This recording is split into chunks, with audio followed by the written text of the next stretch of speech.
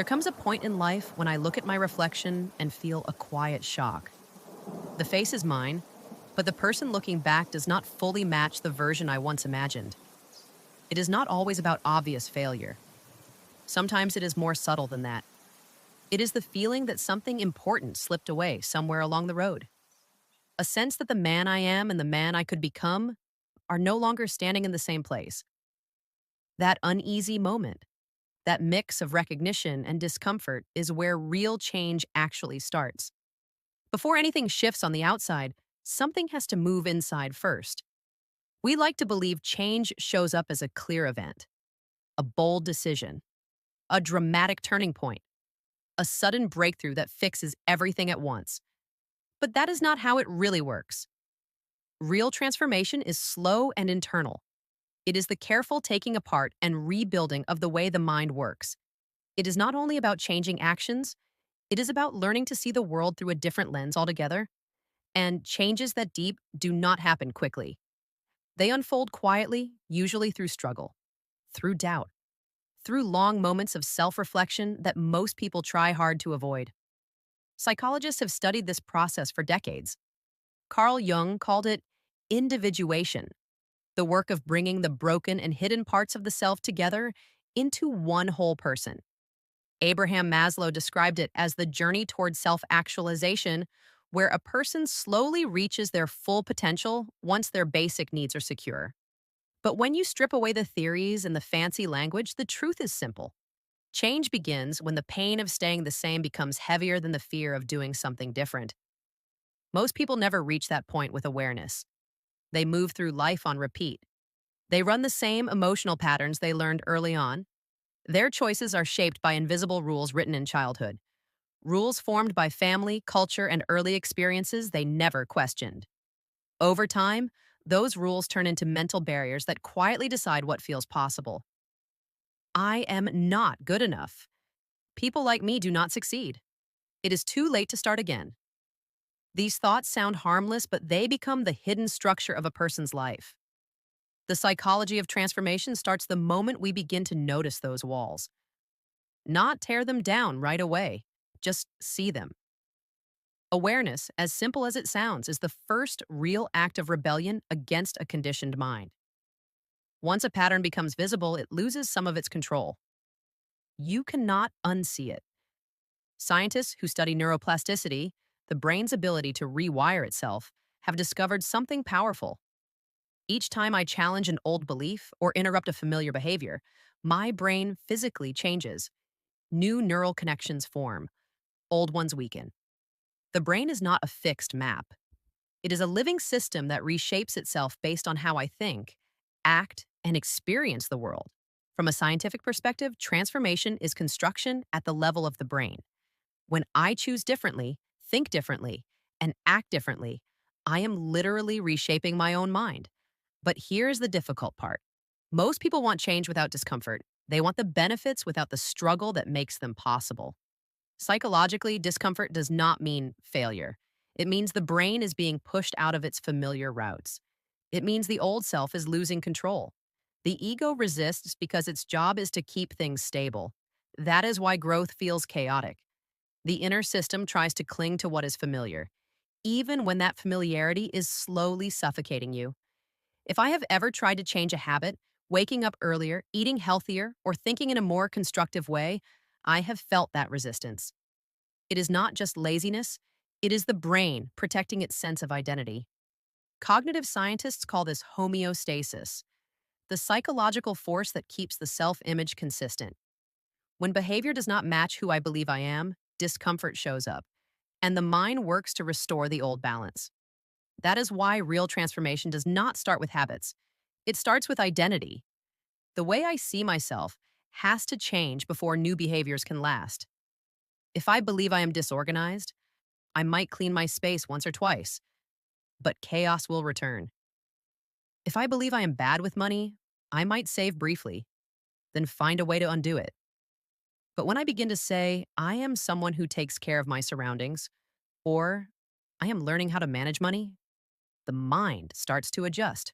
Once identity shifts, behavior follows naturally instead of feeling forced. This is why transformation is really an identity project disguised as self improvement. Every deep change, whether it is breaking an addiction or repairing relationships, begins with redefining who I believe I am. That is why therapy, journaling, and honest self reflection are so effective. They bring what is unconscious into the light, and once it is visible, real change can finally begin. They let me see the quiet beliefs running my life from behind the scenes. And once something hidden comes into the light, it loses a lot of its grip on me. But the path is almost never straight. Most people who go through real inner change describe it as a loop, not a line. You move forward, then doubt creeps in. You slip back, then gain clarity, then start again with new strength. It follows the same pattern as the hero's journey described by Joseph Campbell. First, you leave what feels safe, then you face inner trials, and eventually, you return changed. Psychology backs this up. Deep change almost always includes what is called a liminal phase. That is the in between space where you are no longer who you were, but not yet who you are becoming. It feels unstable. It feels uncomfortable, but it is essential. Without that space, nothing new can be born. What is fascinating is that the brain reflects this process. When I enter that in between phase, like leaving a job, ending a relationship, or finally facing old pain, a part of the brain called the default mode network becomes more active. This area is tied to self reflection and personal identity. It is the part of the brain that tells the story of who I am.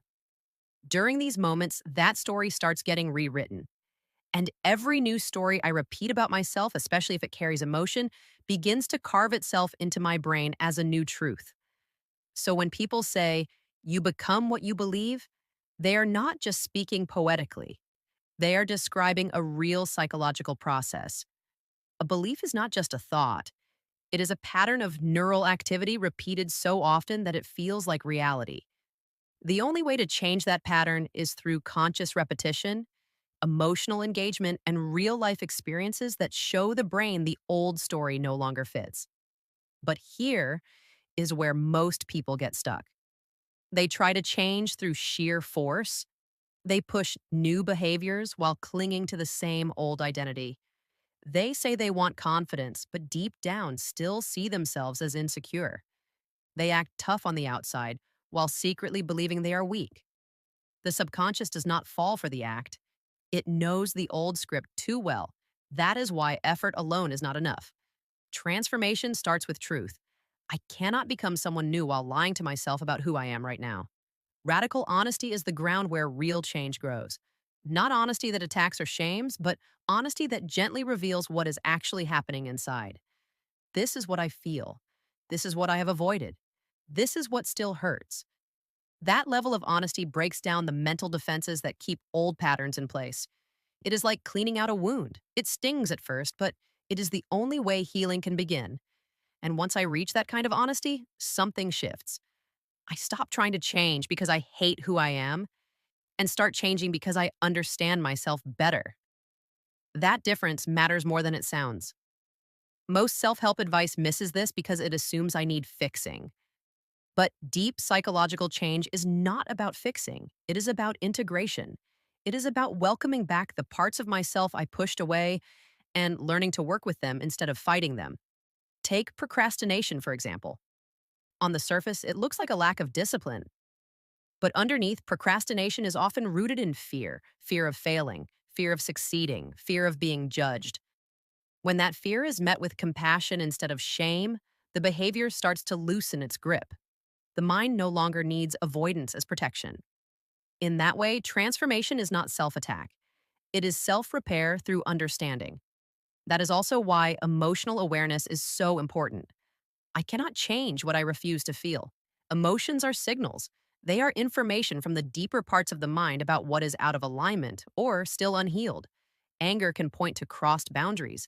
Sadness can reveal loss or unmet needs. Anxiety often shows up when I am caught between my old self and the one trying to emerge. When I learn to listen to these signals instead of pushing them away, I move through them instead of being stuck inside them. Recent psychological research shows that mindfulness and self compassion speed up real change by lowering the brain's threat response. When I meet discomfort with curiosity instead of judgment, the fear center of the brain calms down. That opens access to the areas responsible for reasoning, planning, and growth. In simple terms, being kind to myself actually increases my ability to change. The deepest transformations are usually quiet. They do not happen in dramatic announcements, they happen in small moments. Moments when I pause instead of reacting, when I breathe before speaking, when I say no where fear once forced me to say yes. Each of those moments is a small psychological revolution. And over time, those small revolutions change everything. These moments slowly reshape who I am. And when enough of them stack up, the old version of me does not need to be destroyed. It simply fades away, replaced by something more honest, more free, and closer to who I was always meant to be. The strange part is that I rarely notice change while it is happening. It is only when I look back that I realize how far I have traveled. The conversations I no longer accept, the thoughts that no longer control me, the pain that no longer defines my identity. These are the real signs of growth. The person I am today would barely recognize the man I used to be. That is the quiet miracle of self transformation. It is not one dramatic awakening. It is the slow realization that I outgrew an old version of myself without needing to fight it or erase it. And even then, the journey does not end. Transformation keeps unfolding. Each time I step into a new sense of identity, life places another doorway in front of me, another layer of myself waiting to be understood and integrated. Growth does not demand perfection. It only asks that I stay engaged. My mind resists. My heart hesitates. But something deeper keeps moving forward, guided by a soft but undeniable pull toward becoming more whole. What many people misunderstand about transformation is that it is not mainly about discipline or motivation. It is about awareness, an awareness so honest that it starts dissolving illusion. When I truly see how my mind works, the fears, the stories I tell myself, the defenses I rely on, I gain a different kind of freedom. Not the kind that makes life easy, but the kind that allows me to choose consciously, even when the choice is uncomfortable. There is a psychological experience known as cognitive dissonance. It is the tension I feel when my actions do not match my beliefs. Most people escape that tension by changing their behavior back to fit old beliefs. But people who truly transform do something else. They stay with the discomfort long enough for it to reshape their beliefs. They remain in that uncertain middle ground where going back no longer feels possible, but moving forward still feels scary. That is where the real work happens. That is where change solidifies into identity. In this way, self transformation is not a single moment. It is an ongoing conversation between who I was and who I am becoming. Every day offers a quiet invitation to respond differently, to think differently, to see differently. Some days I fail. Some days I slip into old habits. But even then, I am not starting from nothing. Awareness does not disappear once it is gained. Once I have seen truth, it stays with me. It speaks softly in the background of my choices until I'm ready to listen again. One of the most ignored parts of transformation is environment. We like to believe willpower alone can overcome anything. But in reality, the spaces I live in, the people I spend time with, the information I consume, all reinforce who I believe I am. Psychologically, my environment reflects my identity. If I am trying to grow creatively while surrounding myself with negativity, my brain receives mixed messages. The outside world keeps pulling me back toward an old version of myself. That is why psychologists who study behavior change emphasize designing your environment intentionally. If I want to change, I have to build a world that supports who I am becoming. That means removing reminders of the past self and adding signals of the new one. It means choosing spaces, habits, and relationships that reinforce growth. Being around people who see my potential instead of only my history. Every sound, every conversation, every image, every place shapes my brain, whether I notice it or not. You cannot expect new growth to survive in a toxic environment. But the deepest level of transformation is not about the external world. It is about what I allow myself to believe internally. Because beliefs are not just thoughts, they are instructions my brain sends to my body. When I believe I cannot change, my nervous system prepares for failure before I even begin. When I believe I am capable, my body responds differently. My posture shifts, my focus sharpens, my energy changes. This is not magic. It is biology responding to expectation. The brain reacts to what it believes is true. That is why visualization and affirmation, when paired with a real emotion, actually work.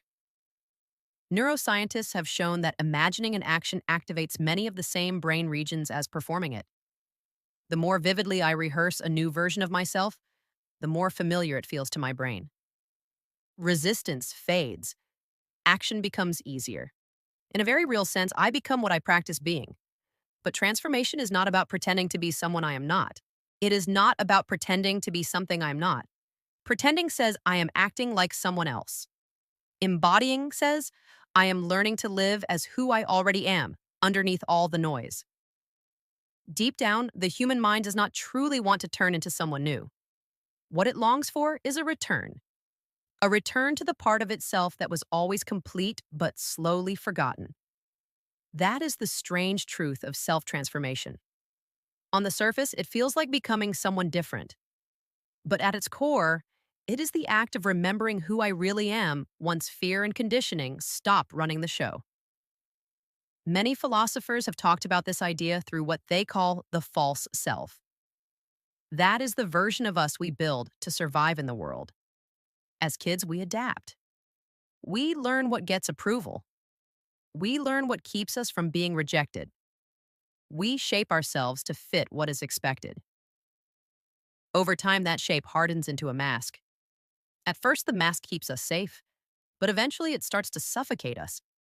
It limits how freely we speak, how honestly we feel, how fully we live. Real transformation begins when I stop confusing that mask with who I truly am. I start asking a dangerous but necessary question. Who am I beneath what I was taught to be? That question alone can undo years of conditioning. In therapy, this process is sometimes called ego death. Not in a dramatic or destructive way, but as a slow loosening of attachment to the constructed self. I stop defending my opinions like my life depends on them. I stop needing to be right all the time. I stop trying so hard to prove my worth. I begin to notice my thoughts instead of automatically believing them. And from that place, change feels less like effort and more like something unfolding on its own. The more I let go, the more space opens up for something real to come forward. But even authenticity is not fixed. It moves. It adapts. The person I am today is not the person I was 5 years ago. That is not inconsistency. That is growth. The psychology of transformation understands that identity itself is always changing. Every belief I question, every experience I live through, every emotional breakthrough rewrites part of my inner story. So instead of chasing some final version of myself, transformation invites me to live in alignment with what is true right now, knowing that truth will keep evolving. Still, this path takes courage. Not loud, dramatic courage, quiet courage, the kind that shows up when no one is watching. Because changing means letting down versions of your past. Sometimes it means disappointing people who only know you as who you used to be. There will be confusion. There will be loss. You may even wonder at times if something is wrong with you. That is normal. Growth often feels like loss before it feels like freedom. What you lose in comfort, you gain in clarity. There is also a psychological principle that rarely gets talked about: emotional conservation. It means emotions that are pushed down do not disappear. They turn into habits, projections, tension, or stress stored in the body. When I finally choose to change, all of that buried emotion starts rising. That is why the process feels turbulent. It is not because I'm falling apart. It is because my mind is finally letting go of what it has been carrying. The tears, the exhaustion, the confusion. These are not signs of weakness. They are signs that old emotional weight is being released. Each release creates room for something new. And as that happens, My relationship with time begins to shift. The future no longer feels like something I'm chasing. It feels like something naturally growing out of how I live today. This is a major shift from forcing life to unfold to allowing it. When I stop trying to become someone, I start being someone. My actions come from alignment instead of desperation. And strangely enough, that is when change accelerates. Often, the moment I stop chasing transformation is the moment I finally embody it. It is also important to understand that real transformation is not always obvious to others. Sometimes it looks like quiet, like stillness, like pulling back. I might spend months reflecting, reading, writing, or simply paying attention. From the outside, it can look like nothing is happening, but inside, my brain is reorganizing itself. Old beliefs are being rewritten. Growth does not always make noise. Some of the deepest changes happen silently, woven into ordinary days. And when the new self finally settles, it feels strangely familiar. I do not feel like I became someone else. I feel like I returned home. The constant inner battle softens. Old triggers lose their grip. I respond with calm instead of defensiveness. I speak honestly without rehearsing. I move through life with steadiness that does not depend on outcomes. That is psychological maturity.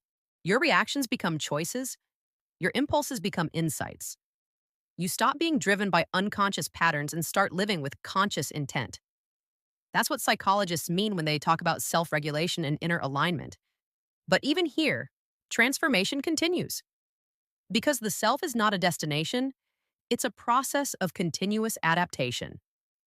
You'll keep evolving as new challenges arise, as new layers of awareness open.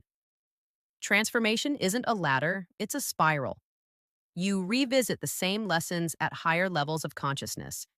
The difference is, each time you return, you meet them with more wisdom, more patience, and less fear. There's a line from the psychologist Viktor Frankl that captures this perfectly. When we are no longer able to change a situation, we are challenged to change ourselves. That's the essence of transformation. Realizing that external control is limited, but internal evolution is infinite. You may not be able to control what happens to you, but you can always control what it means to you. And that shift in meaning is what gives pain its purpose. So if you find yourself standing at a threshold, uncertain, afraid, unsure who you're becoming, know that it's part of the process. Confusion is not failure, it's the space between identities. It means the old structure is dissolving and something new is taking shape. You don't have to have it all figured out, you just have to stay awake through the transition. Awareness is the bridge between what was and what will be. Eventually, there comes a point where transformation is no longer something you do, becomes the way you live. You stop needing drastic change because your life itself becomes a state of continuous renewal. You outgrow without forcing, you learn without trying, you heal without rushing. And in those quiet moments, you begin to understand that transformation was never about becoming extraordinary. It was about realizing that being ordinary but conscious is extraordinary enough. The psychology of self transformation, then, is not about chasing perfection. It's about cultivating awareness, compassion, and truth. It's about aligning your internal world so deeply that your external world begins to reflect it naturally. It's about learning to walk through the unknown without needing guarantees. Because life in its essence is a series of transformations, from innocence to experience, from fear to understanding, from self protection to self expression. And if you look closely, you'll see that every ending you've survived wasn't really an ending at all. It was an initiation. Every heartbreak, every failure, every moment of despair was life's way of shaping you into someone capable of greater depth. The person you are becoming is not the result of luck or motivation. It's the result of every choice you've made to face yourself honestly when it would have been easier to hide. That's what transformation truly is. Not a single breakthrough, but a lifelong conversation between the person you've been and the person you're still becoming. It's not glamorous, it's not easy, but it's real. And in the end, that's all that matters. To live a life that is true, aware, and awake enough to say, I didn't just exist, I evolved. Don't forget subscribe, like the video, and turn on notifications.